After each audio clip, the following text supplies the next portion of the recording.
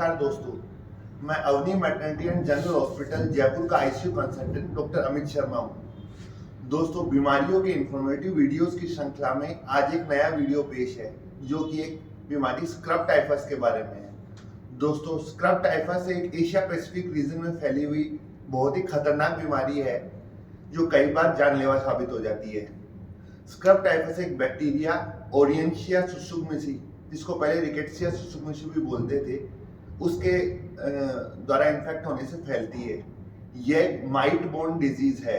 ट्रोम्बिक्युलिट might एक होता है जो कि उसका लार्वल स्टेज जो होता है, उसके बच्चे होते हैं, उसके काटने से ये बैक्टीरिया हमारे शरीर में प्रवेश करता है। ये माइट चूहे या दूसरे रोडेंट या छोटे जानवरों के ऊपर एज ए पैरासाइट रहता है।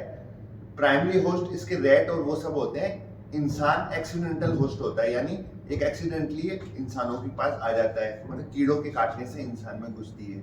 कोई भी जहाँ घास फूस होते हैं, बारिश वाले इलाके, उस एरिया में पेड़ पौधे जंगल में जब जाते हैं तो इसको काटने का हमारे चांसेस ज़रा बढ़ जाते हैं, या जिन घरों में चूहे ज़्यादा होते हैं वहाँ हमारे पास आने की संभावना हो जाती है। दोस्तों, ये बीमारी एशिया में 10 लाख लोगों को हर साल होती है। कई लोग बहुत तो आसानी से अपने आप ही सही हो जाते हैं, लेकिन कई लोगों के लिए जिंदगी भर का दर्द दे जाता है, जानलेवा स्थिति साबित हो जाती है। माइट के काटने के 6 से 7 दिनों बाद में सिम्टम चालू होते हैं। लगभग 2 वीक तक इसके सिम्टम रह जाते हैं, कई बार अपने आप भी ठीक हो जाते हैं। लेकिन जब भी इसको सस्पेक्ट हो, शक करे, तो तुरंत जितना जल्दी हो सके उतना जल्दी इलाज ले लो तो ये सही हो जाता है। इसमें बुखार, शरीर में दर्द होना, बॉडी एक, मसल पेन, उसके अलावा फेफड़ों का involvement, pulmonary system involvement, CVS involvement, CNS involvement हो जाता है। उसमें प्लूरल इफ्यूजन, पल्मोनरी एडिमा या इंटरस्टिशियल निमोनिया डेवलप हो जाता है। दिल में इसको मायोकार्डिटिस डेवलप हो जाता है। दिमाग के अंदर मेनिंजाइटिस, एनकेफेलाइटिस, वो सब डेवलप हो सकते हैं। यदि ये सब डेवलप हो जाए तो ये जान जाते हुए देर नहीं लगती इसके अंदर। जब भी माइट काटती है तो उस स्थान पर एक काला सा निशान बन जाता है, जिसको एस्कर बोलते हैं या मैक्यूल्स बोलते हैं, या उसके ऊपर एक काला स्कैब बन जाता है, लगभग 1 सेंटीमीटर तक का होता है। जो माइट दिखने में 1/3 mm यानी 0.3 mm इतना छोटा होता है, ज्यादा बड़ा नहीं होता है, लेकिन ये कई बार इतने बड़े इंसानी शरीर को भी नुकसान पहुंचा देता है। जब इसका आसानी से इलाज संभव है दोस्तों, जब भी आपको इसका सस्पेक्ट करो, ये सब सिम्टम आए, हाई ग्रेड फीवर आए, बॉडी एक आए और आपको लगे मरीज की स्थिति बिगड़ती जा रही है, तो नजदीक की अपने कोई क्वालिफाइड डॉक्टर के पास जाए, वहाँ पे इसकी जांच कराए। क्लिनिकल डायग्नोसिस के थ्रू उसके साथ साथ में इसका एंटीबॉडी टेस्ट होता है, सीरोलॉजिकल टेस्ट होता है, इनडायरेक्ट इम्यूनोफ्लोरेसेंस। उसके अलावा जो भी आपका एस्कर साइट होता है, वहाँ से इसका सैंपल लेकर के उसका टिश्यू बायोप्सी के थ्रू भी इसको पता लगाया जा सकता है। जब भी ये हो तो मरीज की वाइटल्स मॉनिटरिंग की जाती है, आईसीयू सपोर्ट दिया जाता है। फिर हायर एंटीबायोटिक, डॉक्सीसाइक्लिन, एजिथ्रो, क्लोरोफेनिकोल, ये सब क्वालिफाइड डॉक्टर आपका फिजिशियन या इंटेंसिविस्ट देख करके उसको मतलब करेक्ट कर सकता है। या फिर यदि फेफड़ों को नुकसान पहुंचा दिया है, वेंटिलेटर का सपोर्ट या कोई सीपैप सपोर्ट, ऑक्सीजन सपोर्ट की जरूरत होती है, तो मरीज की स्थिति के हिसाब से उनका डॉक्टर डिसीजन लेकर के वो करता है। कई मरीजों को उनको आईसीयू की केयर की भी जरूरत पड़ जाती है। दोस्तों, ऐसे ही हमारे पास हमारे एक मरीज है जो आज सकुशल स्वस्थ होकर के घर जा रहे हैं।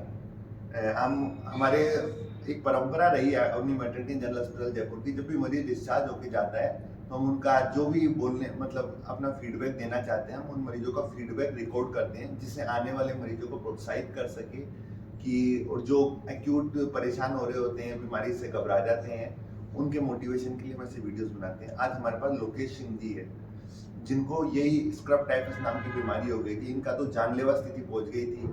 पहले भरतपुर में दूसरे अस्पताल में इन्होंने बताया था, वहाँ पे इनको कोविड सस्पेक्ट कर रहे थे। हमारे पास आए थे तब इनका रेस्पिरेटरी रेट 20 से 22 से 24 तक पहुंच रहा था। SpO2 रूम एयर पर 82% तक पहुंच रहा था। श्वास में बहुत ज़्यादा तकलीफ हो रही थी, हाई ग्रेड इनको फीवर था, इनके परिजन भी बहुत ज़्यादा घबराए हुए थे। फिर हमने इनकी जांचें देखी, जांचों में स्क्रब टाइफस पॉजिटिव था।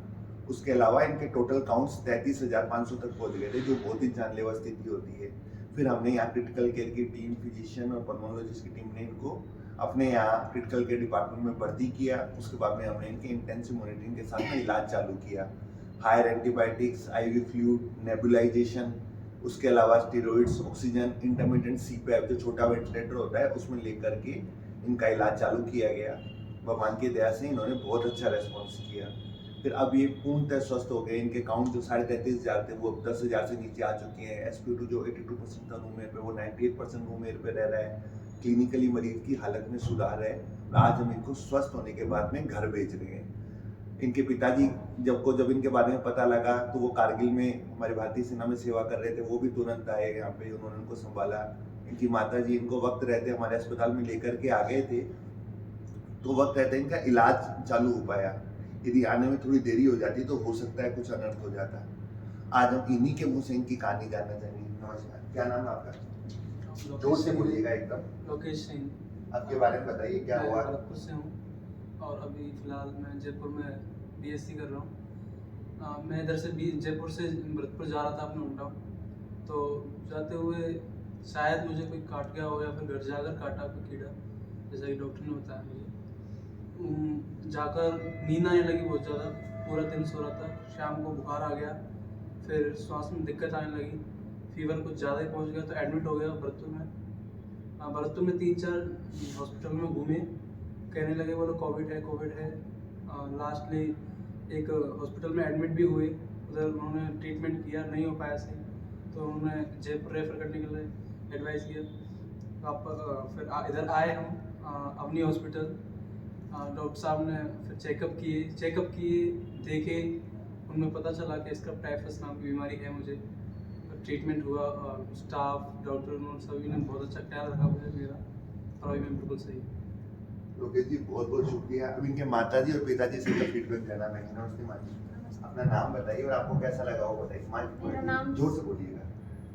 मेरा नाम शशि है और मेरा बेटा बहुत ज़्यादा तबीयत खराब हो गई थी इसकी, तो मैं भरतपुर में भी घूमी लेके इसको, लेकिन किसी ने देखा तो फिर बोल रहे थे सभी कोविड है। किसी ने ट्रीटमेंट नहीं दिया वहाँ पे, फिर तो एक हॉस्पिटल में एडमिट भी कर दिया।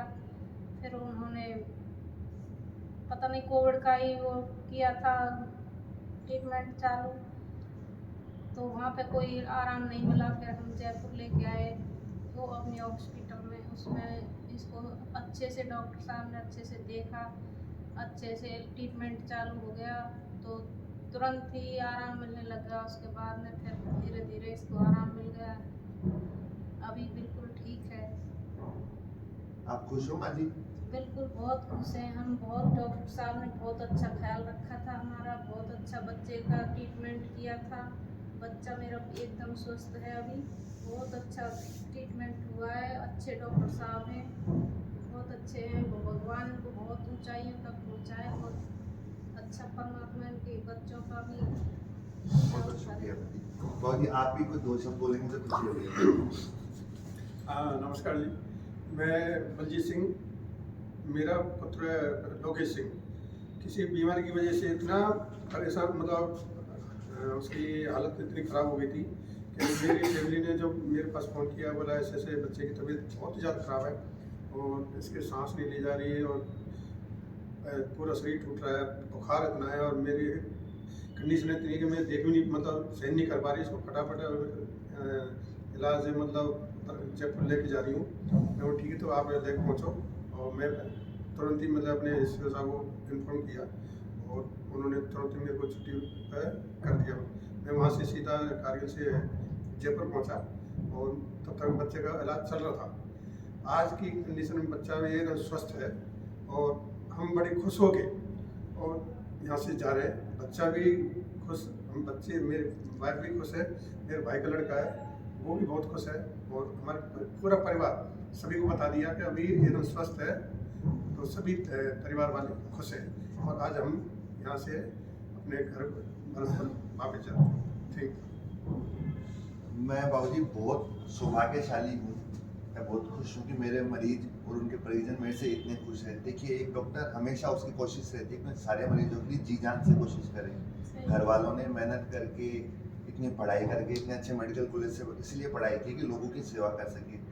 एक मरीज स्वस्थ होके जा रहा है, इतना जवान मरीज जिसका पूरा अभी भविष्य बाकी है, पूरा परिवार बाकी है, वो पूर्णतः स्वस्थ होकर के वो खुशी है। उससे भी बड़े गर्व की बात ये है, आप भारतीय सेना के लिए काम करते हैं, आपका पुत्र सही होकर जा रहा है ना, मेरे लिए उससे बड़े सौभाग्य की कोई बात नहीं है। आप हमारे लिए वहाँ टिके हुए हैं, कम से कम आपका परिवार यहाँ आया। मेरे को पहले पता नहीं था कि आप वहाँ पे हैं क्या मिलिट्री में, लेकिन जब मेरे को पता लगा और आपका से मिलना हुआ तो हमारा सौभाग्य था कि आपका पुत्र ने यहाँ पे इलाज लिया। बहुत सर खुशी आपने हुई। भी बहुत अच्छी कोशिश की है सर, आप भी बहुत अच्छे हो, आपने बहुत अच्छा ट्रीटमेंट दिया है। हमें तो इतना बहुत हमारे दिल से हम बोल नहीं सकते, इतनी हमारे अंदर से दुआएं निकल रही हैं। बहुत अच्छे हैं आप, अच्छे तरीके से ट्रीटमेंट करते हैं, डिसिप्लिन आपके हॉस्पिटल का बहुत अच्छा है। आपका बहुत बहुत शुक्रिया शुक्रिया। सर। बात करने का तरीका भी बहुत अच्छा है, बहुत पूरे अच्छे, यहाँ का बहुत स्टाफ प्यार से बहुत अच्छा। बोलते, बहुत प्यार से ट्रीटमेंट देते, कोई प्रॉब्लम नहीं है हॉस्पिटल में, इतना अच्छा तरीका है, बहुत अच्छा है। बहुत बहुत शुक्रिया। Thank you. Thank you.